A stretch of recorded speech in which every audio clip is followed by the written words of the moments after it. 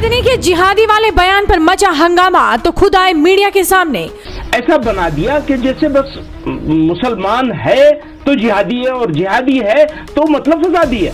On camera बताया क्या है असली जिहाद, जिसने भी सुना वो दंग रह गया। अगर टेररिस्ट इसको जिहाद कह रहा है तो आप भी और हमें भी उसको जिहाद मान ले, इससे उसका फायदा है, या उसको जिहाद न माने, इससे उसका नुकसान है। मौलाना महमूद मदनी का ये बयान बच्चा बच्चा सुन रहा है। लव जिहाद, लैंड जिहाद, थ्रूप जिहाद, वोट जिहाद, जहां मुसलमान हो वहां जिहाद। जब जब जुल्म होगा तब तब जिहाद होगा। जब जब जुल्म होगा तब तब जिहाद होगा। मौलाना मदनी का ये बयान सोशल मीडिया पर खूब वायरल हुआ और अपनी हुई फजीहत के बाद अब महमूद मदनी ने खुद सामने आकर अपने बयान पर सफाई दे दी है। आपको बता दें कि इस बयान को लेकर तमाम तरह की प्रतिक्रियाएं देखने को मिल रही थी। नेता से लेकर साधु संत तक हर कोई महमूद मदनी के इस बयान की निंदा करते नजर आए। वहीं कुछ मुस्लिम समाज के लोगों ने भी महमूद मदनी के इस बयान पर उनकी काफी आलोचना की। इन सब के बाद महमूद मदनी खुद मीडिया के सामने आए और उन्होंने किस तरह से अपने दिए बयान पर सफाई पेश की, आप खुद ही सुनिए।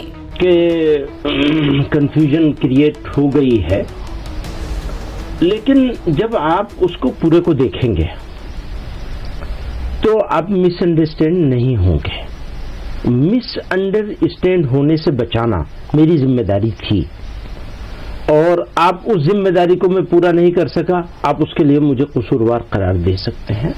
लेकिन अगर आप पूरा बयान देखेंगे तो 3 बातें कही गई हैं। एक तो ये कि इंडिया में उस जिहाद को, जिहाद के कई माने होते हैं।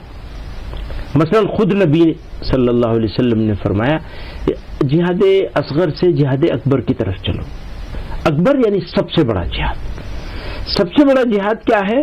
अपने नफ्स को ठीक करो, अपने आप को ठीक करो, झूठ बोलना, फला फला फला, इन सारी चीजों से अपने आप को मुक्त करो। इसी तरह से कहीं जुल्म हो रहा है, उस जुल्म का विरोध करो, इसको भी जिहाद करार दिया गया है, ऐन जिहाद है। तो हम अपने पिछले, आप जानते हैं हमारा ट्रैक रिकॉर्ड, बिल्कुल मैं वही हैरान हूं। हाँ, 30 साल से हम एक काम कर रहे हैं। जब से मैंने इस ऑर्गेनाइजेशन में एंट्री की, एक छोटे से सेक्रेटरी की हैसियत से, तब से एक मिशन बनाया है कि ये जो टेररिस्ट लोग जिहाद का यूज करते हैं, इस्लामिक टर्मिनोलॉजी का यूज करते हैं और फसाद फैलाते हैं, इसको कैसे एक्सपोज किया जाए और इसके खिलाफ इस्लामिक फिक़ह के हिसाब से, शरीयत जूरिस्प्रूडेंस के हिसाब से 6000 उलमा को हमने हैदराबाद में जमा किया था, मुफ्तियों को, और फतवा लेके आए थे उसके खिलाफ। और उसके बाद से लगातार इसके ऊपर काम कर रहे हैं। अब हो क्या रहा है? हम तो ये काम कर रहे हैं टेररिस्टों से लड़ना, जिसको हम असल जिहाद समझते हैं। मैं हमेशा कहता रहा हूं वो फसादी हैं, हम जिहादी हैं। आपने क्या किया? आपसे मुराद आप नहीं है। आपने क्या किया? पूरी मिनिस्ट्री ने, अब इसके ऊपर अगर लोग बैकफायर भी हो तो मुझे कोई इसकी परवाह नहीं है, मैं अपनी बात पर स्टैंड करता हूं, खड़ा हूं।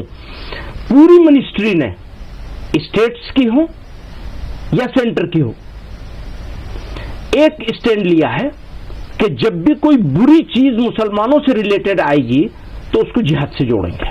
एक पवित्र शब्दावली है ये, और हमारा दायित्व है, कर्तव्य है, जिसको हम निभा भी रहे हैं। 30 साल से लड़ाई लड़ रहे हैं और इससे पहले भी लड़ाई लड़ी है। जब आजादी की लड़ाई आंदोलन शुरू हुआ था तो भी जिहाद आजादी कहा गया था उसे, आजादी का जिहाद। उस्मान, ब्रिगेडियर उस्मान ने आजादी के बाद, पाकिस्तान बनने के बाद पाकिस्तान के खिलाफ लड़ाई लड़ी। तो शहादत भी एक इस्लामिक टर्मिनोलॉजी है। उन्होंने शहादत ग्रहण करी थी, उनको उस जगह रहना नहीं था।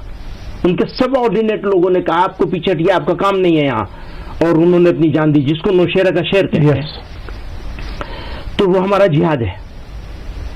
उस्मान, ब्रिगेडियर उस्मान का जिहाद है, वो इस्लामिक जिहाद है कि उसने अपने वतन के लिए अपनी जान का नजराना पेश किया। हुआ क्या? लव जिहाद, लैंड जिहाद, थ्रूप जिहाद, वोट जिहाद, जहां मुसलमान हो वहां जिहाद।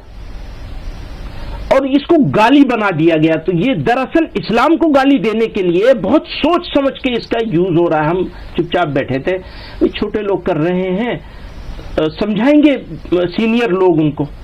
बाद में बजाय समझाने के इसकी इंटेंसिटी और बढ़ाई गई और चीफ मिनिस्टरों ने कहना शुरू कर दिया, फिर उसकी इंटेंसिटी और बढ़ाई गई और सेंट्रल मिनिस्टरों ने कहना शुरू कर दिया और सेंट्रल लीडरों ने कहना शुरू कर दिया, और इसको ऐसा बना दिया कि जैसे बस मुसलमान है तो जिहादी है और जिहादी है तो मतलब फसादी है। तो ऐसे में मेरे लिए जिहाद को समझाना जरूरी हो गया या नहीं हो गया? अब आप ये समझिए, हम आप एक साथ बैठे हैं। उत्तर प्रदेश, जहां कभी उद्योग लगाने से पहले लोग 10 बार सोचते थे, आज वही प्रदेश भारत का नया निवेश गंतव्य बनकर उभर रहा है। प्रधानमंत्री नरेंद्र मोदी और मुख्यमंत्री योगी आदित्यनाथ की जोड़ी ने यूपी को निवेशकों की पहली पसंद बना दिया है। कभी कानून व्यवस्था को लेकर बदनाम इस प्रदेश में आज शांति, सुरक्षा और स्थिरता निवेशकों का भरोसा बना रही है। 2023 की ग्लोबल इन्वेस्टर्स समिट में यूपी को 35 लाख करोड़ रुपए से ज्यादा के निवेश प्रस्ताव मिले और आज देश के सबसे बड़े एयरपोर्ट जेवर इंटरनेशनल एयरपोर्ट से लेकर defence corridor, Purvanchal expressway, Bundelkhand expressway, freight corridor जैसे प्रोजेक्ट यूपी की तस्वीर बदल रहे हैं। जहां पहले फैक्ट्रियां बंद होती थी, आज वहां Tata, Adani, micron, Hitachi, IT और ईवी कंपनियों की कतार लगी है। यूपी के युवाओं के लिए लाखों नौकरियां तैयार हो रही हैं। योगी सरकार की सिंगल विंडो सिस्टम, रिकॉर्ड नीति सुधार और जीरो टॉलरेंस पॉलिसी ने निवेश को आसान बना दिया है और मोदी जी का विकास का डबल इंजन यूपी को सीधे वैश्विक आर्थिक नक्शे पर ला खड़ा कर रहा है। आज उत्तर प्रदेश सिर्फ एक राज्य नहीं, भारत का नया ग्रोथ इंजन बन चुका है। मोदी योगी की निर्णायक नेतृत्व क्षमता ने यूपी को समस्याओं वाले प्रदेश से संभावनाओं वाले प्रदेश में बदल दिया है और आने वाले वर्षों में यूपी भारत की अर्थव्यवस्था का सबसे बड़ा स्तंभ बनने जा रहा है। राष्ट्र निर्माण, राष्ट्र रक्षा, राष्ट्र सुरक्षा, इस पर हम सब लोग एक साथ हैं, बिल्कुल, है ना, एक सहमत हैं हम। अब जब हम लोग सहमत हैं इसके ऊपर, बहुत ही बारीक सी बात है नवीन जी, अगर इसको समझेंगे तो आपको समझाना, आगे बढ़ाना आसान होगा।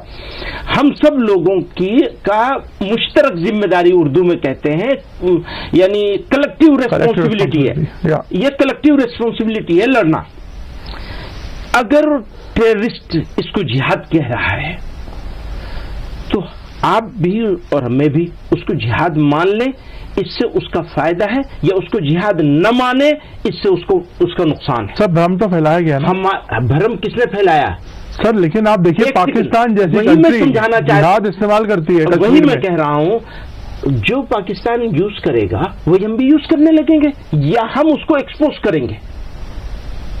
आप ये बताइए सर। मतलब मैं समझाने की कोशिश कर रहा हूं, इंटेंट समझ रहा हूं, लेकिन अगर आप मुश्किल क्या है, अभी लोग समझने के लिए तैयार नहीं। 30 साल से हम एक काम कर रहे हैं, वो ट्रैक रिकॉर्ड को भी लोग नहीं देख रहे हैं और समझने के लिए तैयार नहीं है। क्यों? उनके ट्रैप में आ गए। प्लीज प्लीज मेरी हम्बल रिक्वेस्ट है, आप उनके ट्रैप में मत आइए।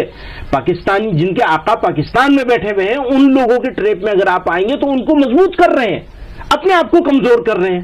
प्लीज कमजोर मत। तो आपका मतलब सिर्फ जिहाद को क्लियर डेफिनेशन देना था कि एग्जैक्टली ये आप बोल रहे हैं, उसको डिफाइन करना चाहते थे। इसीलिए आप अगर पूरा देखेंगे तो साफ साफ